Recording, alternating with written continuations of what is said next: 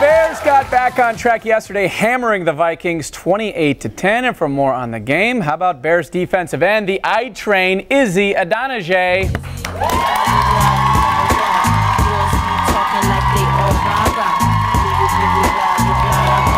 up, buddy? Good to see you.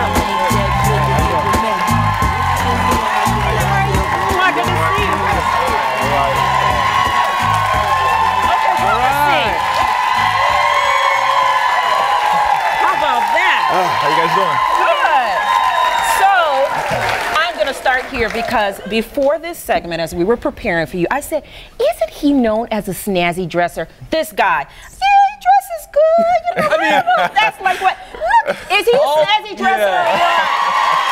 Now you know what I'm talking about? Yeah, all pro athletes dress pretty well. I mean, their mom still dresses them, right? No, I mean, this guy. This guy, right? Well, Ryan looks pretty snazzy today. He's got on a new suit, easy. He is looking sharp. Yeah, thanks, buddy. Trying to keep up with you, man. So you guys get a win. You snap out of the losing streak, which is great, but it comes at a price. I mean, 5 starters go down, 6 players overall, and some of your biggest stars on the team. Yeah, I mean, it was a physical game, rough, and you know, this is late in the season, so guys are going to be banged up, you know, and we have a great training staff, so it's going to be their job to get everybody healthy. Big game, you know, coming up Sunday, so we just got to keep the momentum and just finish the season strong. But is that going to be hard to finish the season strong now? It's kind of a downer, right, in the locker room, or no? I mean, just as soon as that first game of the season, you're always banged up, you're always injured. I mean, injury is a part of the game. Right. So, you know, guys are used to that, playing with that. Suck it up, pain. huh? You got to suck it up. Suck it up, buttercup. Well, there are some concerns about the offensive line because obviously the offensive line, they were making some changes, and 2 of the guys that were playing well yesterday got banged up. Is there still some concern about that? You know, I think, you know, Coach Tice and you know, Coach Smith, they'll do a good job to get the guys on the field that they believe are going to be ready to play and make plays. You know, especially down the stretch, like we said, it's important that you're playing at your best, and you know, finishing strong is something that Coach Smith constantly talks about. So, you know, for us, it's about getting the right guys on the field. We have depth, so guys are going to get in, and you know, those guys that come in on the line, they got to step up and they got to make plays. You know, it's good to see Jay Cutler back. I mean, he's a guy coming back from an injury. I mean. Yeah. It just seems like, and naturally most teams are very different with their starting quarterback, but it just seems like when the Bears have Jay, I mean, you guys can compete or beat anybody. I mean, it was impressive, you know, how he was throwing the ball yesterday, you know, getting it to Marshall. Just impressive, you know, the way that they were making plays all over the field, and just the way he commands the pocket and really controls the offense. Well, I hear that you're also a big comic book geek. Who knew? Did you all know that? No.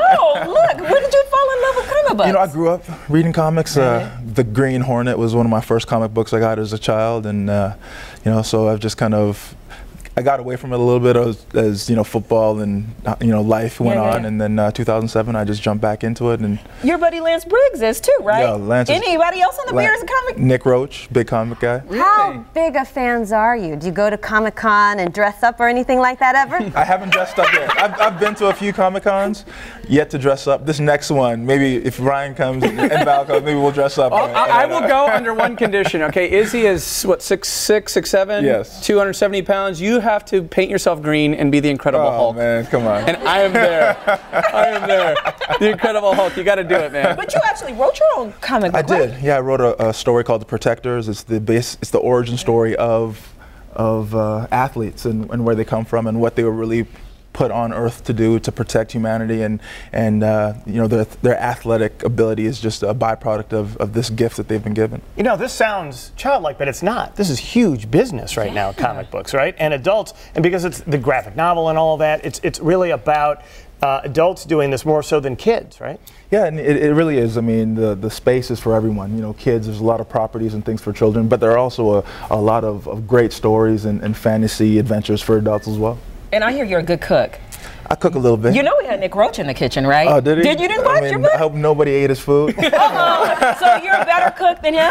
Hands down. Hands. Yeah. Oh, I smell like a Bears challenge. Okay, so what's your best? Did you cook for Thanksgiving? I didn't. Anthony Adams cooked for Thanksgiving. Good old double leg. We know he can cook, right? Man, yes. He can eat. So serious. Yeah. I smell a Bears cook-off. Are you in if we set that up? 100%. All right. Why don't you give Nick Roach a little challenge out here? Right here, yeah. Nick Roach, whoever you want. AA, anybody, if you're ready, step up the challenge. The gauntlet has been thrown down. You know, we're going to, on the stage here, have a Bears cook-off. So let's do it. All right. So what is your go-to dish? My go-to dish, I mean, I bake a lot, so I mean, I could do banana bread. I can bake any type of bread. Pound cake? Pound cake. I've never made it, but if you could give me a recipe, I'm sure I could cook it. Yeah. Wow. I know that you like cooking, you like comic books, but another thing you're very passionate about is your foundation and helping kids in the community. Every time I turn around, I see you doing something big in Chicago. You used to have that big billboard on the side of the highway. I don't know if you guys saw that. Why is that so passionate to you? You know, I grew up in a family of service, so, you know, giving back and sharing with the community was always something that we did growing up, and I wouldn't be here today. I wouldn't be where I am if I didn't have people share with my family, share with me, you know, mentor and pour into my life. So I think it's important, especially with this platform I have, being able to play in the NFL, to do the same and to share with the people in my community. Oh, well, thank you, Izzy, for stopping by. Thank We're you for going to see you having me. again soon in the kitchen, sounds All right, like. let's do it. I got to tell one quick story. Izzy used to be my neighbor. We lived in the same building for a little while, and his truck was so big, I'm not making this up, it wouldn't get into the parking garage. So I'd come outside and I'd see this big obnoxious tank parked on the curb. They let him park on the side of the curb. And do you still have that truck, by the way? I do not. No. You don't? Way too big, right? Yeah. Okay, prediction real quick this weekend against the Seahawks. We're going to go out there and we're going to play our best, and usually when you do that, good things happen. Okay. We want to hear it. Yeah. Very PC on that. It's Idonije, everybody. SNL's Tim Kazurinsky is with us next. We'll be right back. Thanks, Izzy.